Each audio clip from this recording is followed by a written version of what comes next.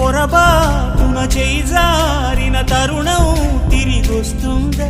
ప్రతి పూటొక పుటలా తన పాఠం వివరిస్తుందా?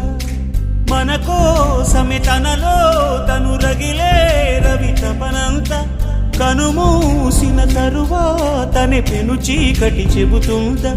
కడతేరని పయనాలెన్ని, పడదోసిన ప్రణయాలెన్ని అని తిరగే ఛాయా చరిత పుటలు, వెను చూడక ఉరికే కథలు, తమ ముందు తరాలకు స్మృతుల చితులు అందించాలా ప్రేమికులు.